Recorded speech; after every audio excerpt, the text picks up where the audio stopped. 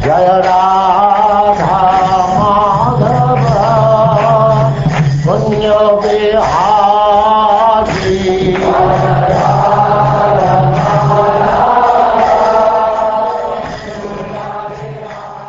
And now chapter 15, Parashuram, the Lord's warrior incarnation.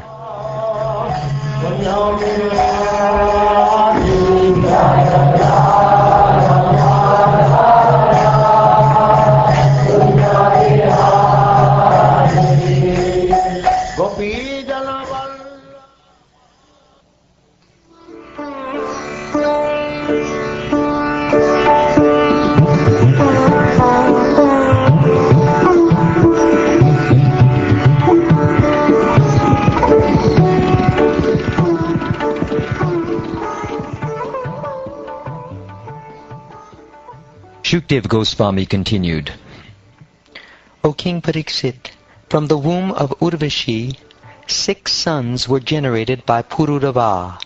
Their names were Ayu, Shutayu, Satyayu, Raya, Vijaya, and Jaya.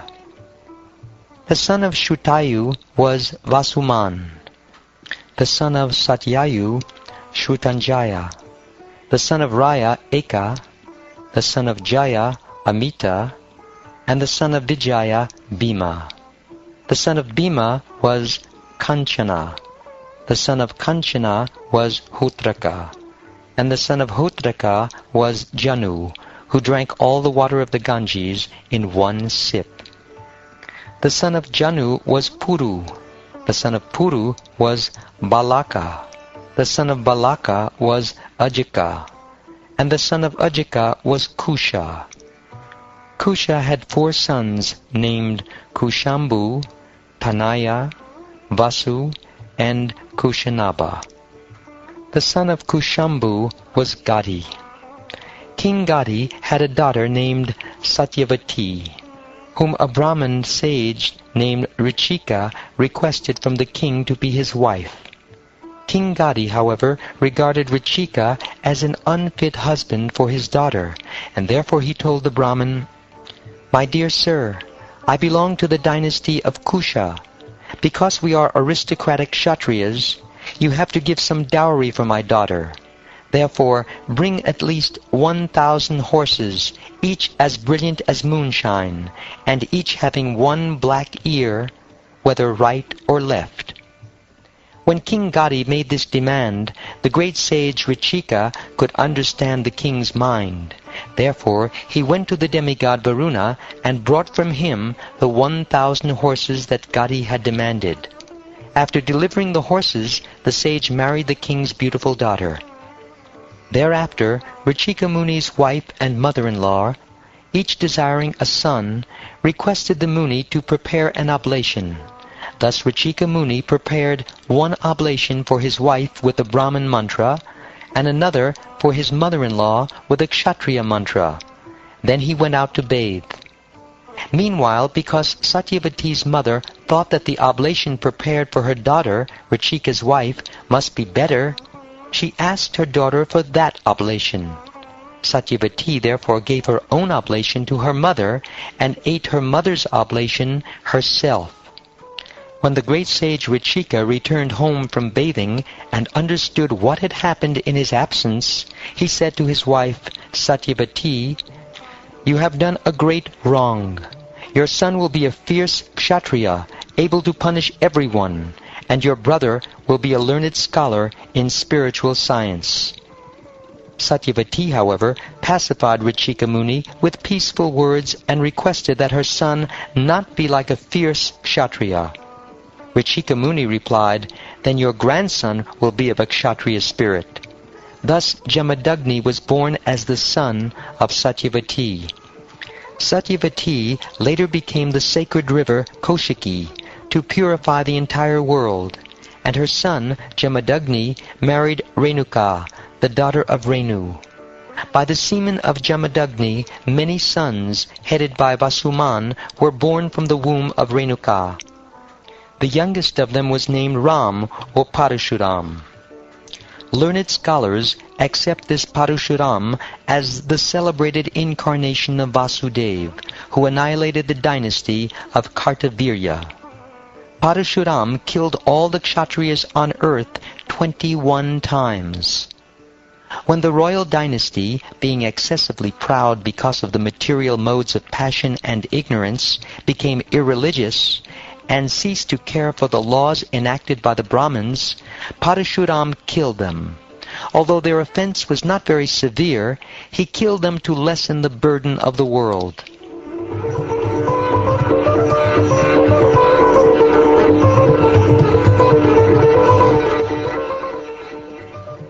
What was the offense that the Kshatriyas, who could not control their senses, committed before Lord Parashuram, the incarnation of the Supreme Personality of Godhead, for which the Lord annihilated the Kshatriya dynasty again and again? The best of the Kshatriyas, Kartaviryarjuna, the king of the Haihayas, received 1,000 arms by worshipping Dattatreya, the plenary expansion of the Supreme Personality of Godhead Narayan. He also became undefeatable by enemies and received unobstructed sensory power, beauty, influence, strength, fame, and the mystic power by which to achieve all the perfections of yoga, such as anima and laghima. Thus, having become fully opulent, he roamed all over the universe without opposition, just like the wind. Once, while enjoying in the water of the river Narmada, the puffed-up Kartaviryarjuna, surrounded by beautiful women and garlanded with a garland of victory, stopped the flow of water with his arms. Because Kartaviryarjuna made the water flow in the opposite direction, the camp of Ravan, which was set up on the bank of the Narmada near the city of Mahishmati, was inundated. This was unbearable to the 10-headed Ravan, who considered himself a great hero and could not tolerate Kartaviryarjuna's power. When Ravan attempted to insult Kartaviryarjuna in the presence of the women, and thus offended him, Kartaviryarjuna easily arrested Ravan and put him in custody in the city of Mahishmati, just as one captures a monkey, and then released him neglectfully. Once, while Kartaviryarjuna was wandering unengaged in a solitary forest and hunting, he approached the residence of Jamadagni. The sage Jamadagni, who was engaged in great austerities in the forest, received the king very well, along with the king's soldiers, ministers, and carriers. He supplied all the necessities to worship these guests, for he possessed a Kamadhenu cow that was able to supply everything. Kartaviryarjuna thought that Jamadagni was more powerful and wealthy than himself because of possessing a jewel in the form of the Kamadhenu. Therefore, he and his own men, the Haihayas, were not very much appreciative of Jamadagni's reception. On the contrary, they wanted to possess the Kamadhenu, which was useful for the execution of the Agnihotra sacrifice. Being puffed up by material power, Kartaviryarjuna encouraged his men to steal Jamadagni's Kamadhenu. Thus the men forcibly took away the crying Kamadhenu, along with her calf, to Mahishmati, Kartaviryarjuna's capital. Thereafter, Kartaviryarjuna having left with the Kamadhenu, Parashuram returned to the ashram. When Parashuram, the youngest son of Jamadagni, heard about Kartaviryarjuna's nefarious deed, he became as angry as a trampled snake. Taking up his fierce chopper, his shield, his bow and a quiver of arrows, Lord Parashuram, exceedingly angry, chased Kartaviryarjuna just as a lion chases an elephant. As King Kartaviryarjuna entered his capital, Mahishmati Puri, he saw Lord Parashuram, the best of the Bhrigu dynasty, coming after him, holding a chopper, shield, bow and arrows. Lord Parashuram was covered with a black deerskin, and his matted locks of hair appeared like the sunshine. Upon seeing Parashuram, Kartavirya immediately feared him and sent many elephants, chariots, horses, and infantry soldiers equipped with clubs, swords, arrows, rishtis, shatagnis, shaktis, and many similar weapons to fight against him. Kartavirya sent 17 full akshohinis of soldiers, or almost 2 million men, to check Parashuram. But Lord Parashuram alone killed all of them. Lord Parashuram, being an expert in killing the military strength of the enemy, worked with the speed of the mind and the wind, slicing his enemies with his chopper. Wherever he went, the enemies fell, their legs, arms, and shoulders being severed, their chariot drivers killed, and their carriers, the elephants and horses, all annihilated.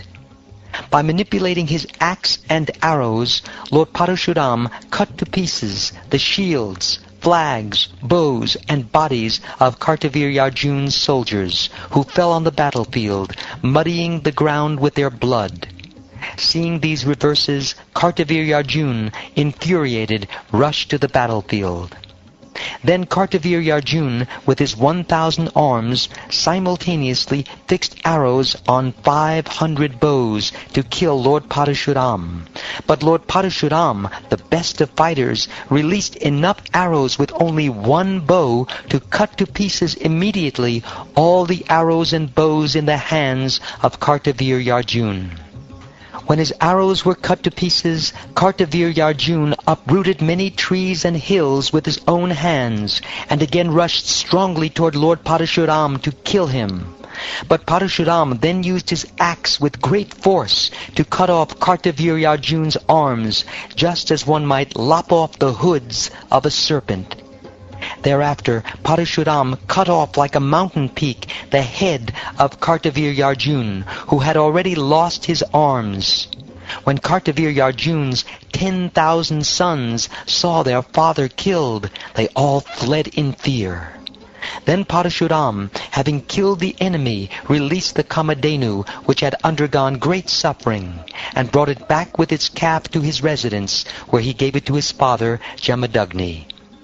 Parashuram described to his father and brothers his activities in killing Kartavirya. Upon hearing of these deeds, Jamadagni spoke to his son as follows.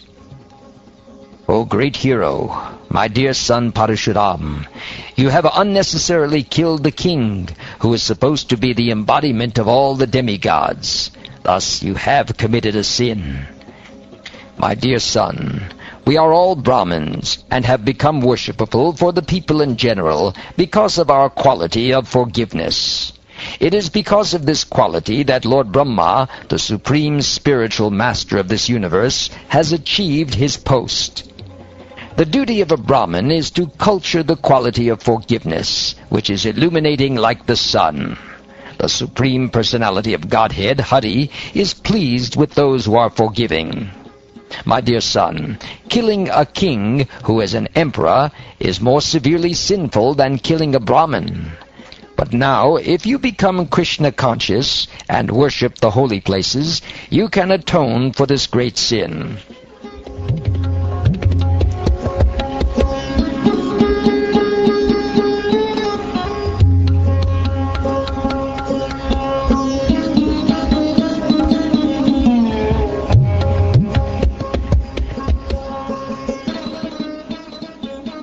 Thus ends the 15th chapter of the 9th canto of the Srimad Bhagavatam, entitled Parashuram, the Lord's Warrior Incarnation.